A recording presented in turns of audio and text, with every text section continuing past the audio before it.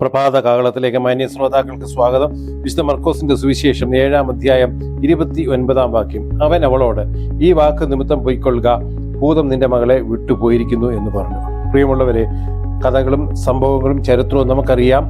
ഒരു അന്യജാതിക്കാരിയായിരിക്കുന്ന സ്ത്രീ കർത്താവിന്റെ കാൽക്കൽ വീണ് തന്നിലുള്ള വിശ്വാസം പ്രഖ്യാപിച്ചപ്പോൾ യേശു മനസ്സലിഞ്ഞ് അവളുടെ മകളെ സൗഖ്യമാക്കുന്നതാണ് രംഗം. ഇവിടെ യേശുക്രിസ്തുവിന്റെ കാൽക്കൽ വീണപ്പോൾ തന്നെ A total unconditional submission before God, ദൈവത്തിന്റെ മുമ്പാകെ ഉപാധികളില്ലാതെയുള്ള ഒരു സമർപ്പണം അവൾ നടത്തുകയാണ്. അവള് വിശ്വാസത്തിൽ ഉറച്ചു നിന്നു. യേശുക്രിസ്തുവുള്ള വിശ്വാസത്തെ പരീക്ഷിക്കാൻ പല കാര്യങ്ങളും പറഞ്ഞു, പക്ഷെ അവൾ വിശ്വാസത്തിൽ നിന്ന് വ്യതിചലിച്ചില്ല. ഈ വാക്ക് നിമിത്തം നീ പൊയ്ക്കൊള്ളുക എന്ന് പറഞ്ഞപ്പോൾ തന്നെ അവിടെ വീട്ടിൽ അത്ഭുതം നടന്നു. അതേ പ്രിയമുള്ളവരെ, നമ്മുടെ വിശ്വാസത്തിന്റെ ഒരു വാക്കും പ്രവൃത്തിയും വളരെ വിലയേറിയതാണ്.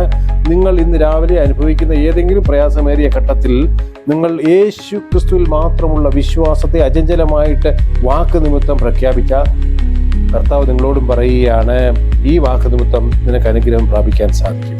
പ്രാർത്ഥിക്കാം. പ്രിയ കർത്താവേ, നിന്റെ മക്കൾ ഇപ്പോൾ പറയുന്ന വാക്ക് നിമിത്തം അവരെ അനുഗ്രഹിക്കണമേ, വിടുവിക്കണമേ, യേശുവിൻ നാമത്തിൽ തന്നെ ആമീൻ. God bless you. തിരുരക്തം നമുക്ക് കോട്ടയായിരിക്കട്ടെ. ഒരത്ഭുതം നിങ്ങളുടെ ജീവിതത്തിൽ നിങ്ങളുടെ വാക്ക് നിമിത്തം നിങ്ങൾക്കുണ്ടാകട്ടെ. ഇതുവരെ ഉണ്ടായിരുന്നത് പോലെയല്ല, ഇത് പുതിയതൊന്ന് നിങ്ങൾക്ക് വേണ്ടി കർത്താവ് ചെയ്യാൻ പോകുകയാണ്.